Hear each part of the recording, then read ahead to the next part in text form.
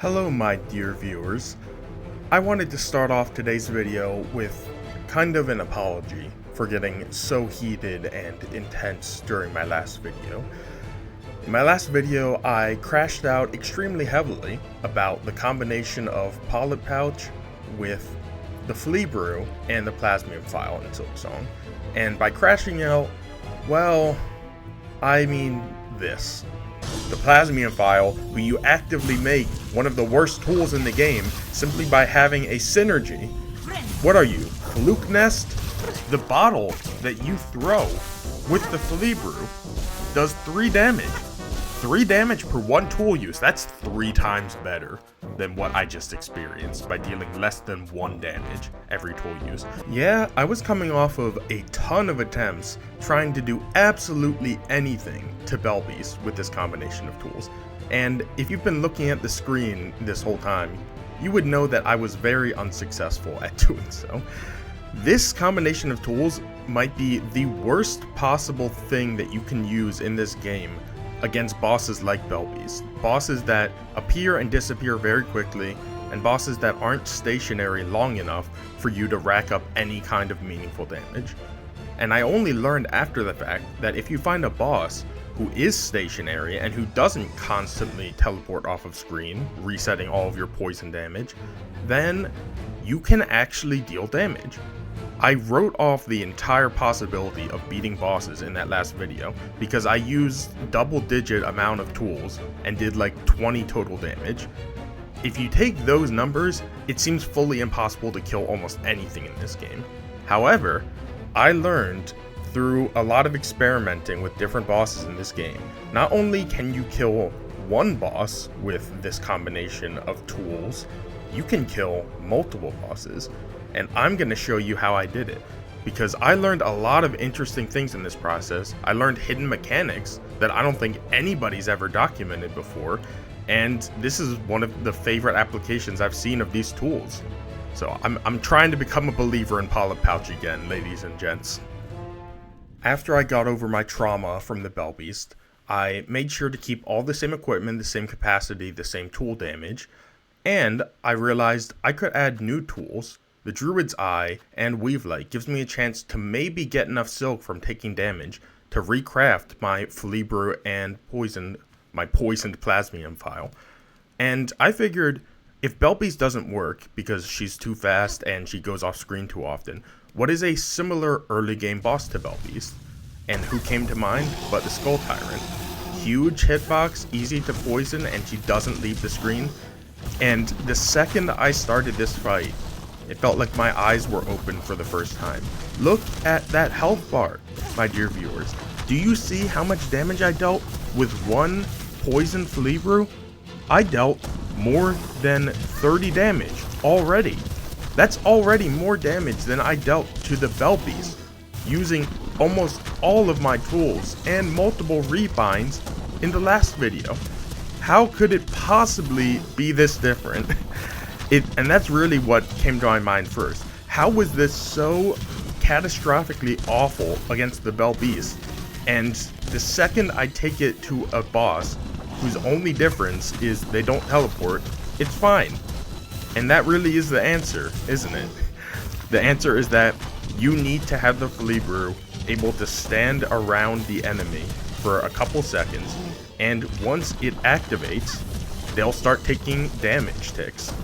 You see, it still doesn't activate instantly when the enemy walks into the cloud, which I think is a major flaw and makes this far worse than it would ever be normally. And the plasmium phial is still not great. It does like 9 damage maximum. But the flea brew, against a boss like this, it's great stuff. And it would be even better stuff if I wasn't so bad at the game that I was dying to the Skull Tyrant. Failure! That was probably the most embarrassing thing that's ever happened. Let me cut to a better attempt. And before doing that, I'll note I got the last pouch upgrade because we're not limited anymore. We're going all out. Okay, we now have all of the upgrades that you can possibly get for your tools. We have the biggest tool, and we have the biggest tool pouch. Not the biggest tool, I don't know. Hornet probably has that as well, but we have the biggest tool pouch and the most crafting kit upgrades. which means we're dealing as much damage as possible. And for poison, as much damage as possible is 3. 3 damage per tick. Now, 3 damage per tick is not bad. As you can see, we are genuinely taking down Tyrant's health because he is getting caught in the cloud we emit, and the damage is being dealt frequently enough that 3 damage is no longer pitiful. 3 damage is still pitiful when you use something like the plasmium phial and you get a maximum of 2 hits off. With flea brew, I didn't count, but I swear you can get upwards of 30 damage from one use of the flea brew, and that's very, very substantial. It's meaningful enough to be more than multiple nail strikes, which is something that absolutely cannot be said by the plasmium phial. Just for all of the appreciation I've gotten for this strategy by making this video, plasmium phial is still very, very bad with it. The best use of the plasmium phial still is being able to take damage, even though it deals damage. The damage it deals is so pitiful that it's much better to just use the phial as temporary HP. And because that's still its main use, it's just worse than it would have been without the polyp pouch. Because when you have it without the polyp pouch, you can overdose, you can keep the HP for more than like 3 seconds. But yeah, there's just no saving the plasmium phial only. The remaining challenge that's gonna be existing after this video is still, can you beat any boss in the game with nothing but the polyp pouch plasmium phials? And in terms of raw damage, since you only have a stockpile of 20 plasmium phials in Act 1 and 2, the answer would be no. But in Act 3, you can have a heart that Hornet takes from Alchemist Xylitol, which lets you infinitely regenerate plasmium phials. With that, in Act 3, it would be technically possible to beat a boss using nothing but plasmium phials. I don't think I'm gonna do that, because that sounds terrible, even more terrible than some of the things I've done in this video and other videos. But hey, the challenge is out there for anyone who wants to take it. And in the course of just talking about the plasmium phial, I have done 2/3 of Tyrant's health bar. A statement that I would have told you would make someone sound entirely insane if you asked me about it yesterday. Because like I said, yesterday I came out thinking I had a damage potential of like 1 damage per tool for both of these tools. I knew the flea brew was better, but I thought it was still terrible given its performance against Spellbeast. So all that is to say, I'm extremely happy that I was able to prove myself wrong and learn more about how this all worked. I'm still not the greatest player, as I am taking damage against Tyrant, but I haven't even been explaining the strategies, because the strategy is just run around, don't get hit, stand as close to him as possible so that he's going in the cloud. And this is the strategy with all enemies. If the enemy has contact damage, you want to get as close to them as possible. If the enemy can be led into some location, you want to lead them into your clouds. And this will work better on some enemies. Tyrant is probably one of the best possible choices for this type of build, and that's why I'm glad I did it. However, once I saw it was this easy to do it only took me like 3 attempts, I couldn't get the challenge out of my mind. I still had so much flea brew left. You see, I used less than half of my reserves, which means I can kill stronger bosses with this setup. Now, I'm not crazy enough to think I'm going to Act 3 and killing Grandmother Silk, but the thing is, I realized that the craft binding, lack of silk, is no longer an issue. Because when you have 6 plasmium phials, if a boss deals a single mask of damage, you can regenerate up to 6 silk in total. And if you combine that with having all 3 silk hearts and the weave light, then you can get a full craft bind back by taking single mass damage only to your plasmium phial hearts, which means we can utilize the entire reserves of everything we have. Now let's find a boss who does single mass damage. Did you know, all of my dear viewers, that you can skip 4th chorus and return to it once you have gotten the tools you need and the upgrades to demolish it? That's what normally happens anyway, but instead I brought all the tools and upgrades I need to just barely be able to beat it using the power of poison. And I'm sure a lot of you are thinking, Kilroy, didn't you know 4th Chorus has some of the highest boss armor in this game?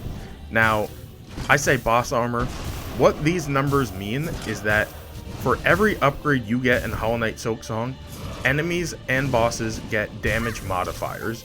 So, Team Cherry wanted to prevent you from coming back with a max upgraded needle and a max upgraded crafting kit, and steamrolling enemies and bosses before even getting to experience what the fights are like. To that end, they made it so that bosses like 4th Chorus had massive damage resistance to upgraded needles and crafting kits.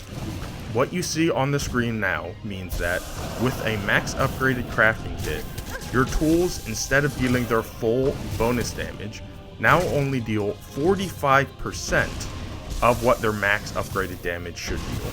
That is a massive blow to your DPS, especially because the damage gets rounded up or down. So if you normally deal like 10 damage and you get rounded down to 4.5 with that percentage, you will get rounded up to 5. If it was 44%, you would have been rounded down to 4 damage. And for our purposes, we deal 3 damage with poison. So if that rounding worked on poison, we would only deal 1 damage because our number would be rounded down to 1. But as you can see on screen, that's not happening. That's because another wonderful thing I learned about Pollip Pouch, something that gave me more appreciation for it, is that it entirely ignores this boss armor, this damage multiplier, and genuinely, that's one of the best things I can say about Pollip Pouch, where every other tool in the game, and your needle itself, gets nerfed in damage by trying to massively upgrade it too early. Your poison doesn't get nerfed at all. It bypasses all of those calculations. So, if you want to come back to Act 1 bosses, like 4th Chorus and Bell Beast, but we all know the problems with Bell Beast, you're not getting nerfed at all. If we were nerfed, it would take 500 tits to beat 4th Chorus, which sounds like just the worst experience I've ever heard in my life. But because we're not nerfed, it will only take around 166 hits. Still a lot, but a massive decrease. And I've been performing awfully throughout this whole footage, but the main reason I went to fight 4th Chorus after my discussion is that all of the boulders that 4th Chorus drops deal 1 mask of damage. So I could use that strategy where I take the plasmium phial and use it to regen HP. However, that strategy only works when you're better at the game than I am and you don't lose all of your HP. Because when you're doing this strategy, the silk refund is pretty much 1-to-1. You can no longer afford to heal. You have to invest every single pip of silk you get into crafting your items if you want to make full use out of them. Now, fortunately for me, 4th Chorus is weak enough that I don't have to use every last bit of my reserves to beat them. So, Bad Play is going to probably end this run early, but Bad Play doesn't have to end your run. It's still very easy to beat this boss. And I would have beaten this boss if I gave myself the option to use the rock. But this is a poison only run, not a poison plus rock run. So let me just cut back to the end of this fight. It's kind of crazy to me that given the amount of hell I went through just the other day in trying to do this challenge at all, now that it's here and I understand what bosses it can really be used against, it's just... I don't want to say it's trivial, but 4th Chorus is trivial as a boss fight. So it's probably a bad example of this skill. This is my 2nd attempt, and I'm easily going to beat the 4th Chorus. And the 4th Chorus as a boss fight, I don't know if I've ever seen anyone struggle against it genuinely. Like, yeah, people have died against it, but hey, let me know in the comments if you struggled against the 4th Chorus for a long time. I've not really known that many people for which that is the case. But after being able to beat Skull Tyrant and 4th Chorus without much struggle, like, I still had a good amount of reserves left and plasmium phials. I didn't even refill them after my first attempt. I was missing something. I needed a genuine challenge to throw my head against and to see how bad these things truly were. If you really want to become a believer in something, you have to get all the information. You have to hear what the doubters have to say. So, what if I took this ability to an Act 2 fight? A fully difficult fight. Yeah, so it's with that genius idea that I went to fight the Voltvyrm. Never do this. This fight is terrible in a normal playthrough, and in a challenge run, it is probably one of the worst things I've ever had to see in my life. I'm slightly exaggerating, but I really wanted this to be possible. Voltvyrm is so easy in a normal playthrough. It's got like 600 health. Fourth Chorus has 500. It's basically the same thing. At least that was my thought pattern. Until I saw it was nigh impossible to get close enough to the Voltvyrm without taking damage with the flea brew. And if you do take damage, it's not like it was for a good purpose, because I forgot the Voltvyrm leaves every 2 seconds. And while you normally can get an attack in, and that damage stays, if you try to poison the Voltvyrm over a long period of time, you'll get maybe 1 or 2 ticks, and then he nopes right out of there and spits on your attempts to do him any harm whatsoever. And guess what? You're pretty much taking double damage all the time. You can take 1 mask of damage from contact damage, but when the screen just blows up in front of you, it's just not fun to learn how to dodge this, man. Okay, before I move on from this boss fight, because I'm letting you know, I did not beat this boss fight with only the power of poison. I'm just going to take the opportunity to slander Voltvyrm for the entirety of this last attempt that I made against him. First of all, he doesn't let you listen to the music, basically at all, because the sound effects from all of the shock attacks are so damn loud that it takes over everything else in your ears. And that sucks, because music is one of my favorite parts of Hollow Knight Silksong. And I like this song a lot. And you know what's great about this song? Even Team Cherry knows this song isn't good enough for Voltvyrm, because it's named Sister Splinter in the... That's the name of this song. The name of the song is Sister Splinter. She deserves it. She deserves having this song named after her. The Voltvyrm deserves to be forgotten, like he is in every normal playthrough of this game. Guess what? I've not fought this boss once since this game came out and I did my first playthrough. I beat this game, I 100%ed it, I have that save file still on my PS5, and I have not touched this entire area once since then. Now, maybe I should have. It would have been cool to experiment with some of the silk skills in this game more than I did, but maybe I was just too tired of fighting this guy. Even though it normally takes 10 seconds in a normal playthrough, those are 10 seconds I could be spending on anything else. I could spend them walking outside. I could spend them sitting still and breathing. And that would be an infinitely better use of my time than it would ever have been trying to fight this thing.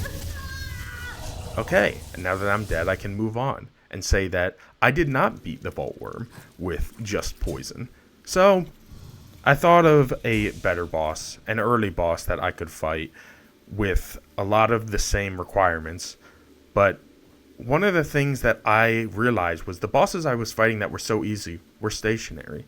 Could I actually beat an extremely mobile boss with nothing but the poisoned flea brew and plasmium phial? Okay, I know what this looks like. I'm not making Sister Splinter my extremely mobile boss. She's literally stuck in the ceiling. However, I did think about fighting her with this, and I think I made a discovery that I've not seen anyone else state, which is she does not take poison damage. It makes sense. I mean, the polyp pouch comes from Greyroot and comes from the polyp hearts in the forest that Sister Splinter lives in. So I guess she has reason to build up immunity, but I've seen nothing about this. It is not listed anywhere on any of Hollow Knight's wikis from what I saw. And yeah, I have the health bar mod on, and you can see she's not taking damage ticks. Nothing is damaging her if it's poison based. So yeah, new discovery I think. Sister Splinter does not take poison damage. She's one of the few bosses in this game who doesn't. Now, let me move on to the actual challenging boss that I had planned. In the early days of Hollow Knight Silksong, you may have seen videos on beating Silksong without getting the needle in. And that means you could beat all of Silksong without beating Widow. Now, that means you get a lot of access to abilities and upgrades without beating Widow, but not all of them. We have 3 of the 4 pouch capacity upgrades and 3 of the 4 tool damage upgrades. The tool damage, fortunately, is not meaningful. We still deal 3 damage per poison tick. The pouch capacity is a bit more harmful because Widow is a real challenge when only using the poison plasmium phial and the poison flea brew. The whole idea with her, you will not be getting many ticks of damage. She is not as bad as the Bell Beast, I'll grant her that. However, unless she is standing still like this, it is very hard to deal any damage to her, and you have to stand very close to her for the poison damage to start ticking up, which is my chance to explain the very bad contact damage I am taking, and you will likely take if you try to do this challenge. Widow is just such a small hitbox in the grand scheme of things. A thin hitbox. I mean, look at that hip that she has. Or look at the waist, rather. Her hip is a lot bigger.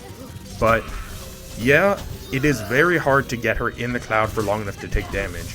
And part of Widow's whole MO is that she constantly is teleporting around the screen, which, as we learned from the Belbies, will reset all poison damage dealt to us. So, not having that 1 extra pouch upgrade is actually very meaningful. We want to have 6 plasmium phials and not 5, because with 6 plasmium phials, plus the weave light, plus the silk hearts, we have the exact amount of silk to infinitely craft bind more flea brew, which is the real damage king, as we have learned at this point. Now, when you don't have enough phials to infinitely craft, you have to take damage to fill in the gaps, and that means you have to play better as a result. If we just had that 1 other pouch upgrade, we would not be forced to take damage to rebuild all of our tools. But as things stand right now, all the HP that we lose is essentially 1 less craft that we can do in the middle of battle. And I don't even know why I'm talking about crafting so much. The main issue with all of this is just that our damage output is so low. Widow has 360 HP.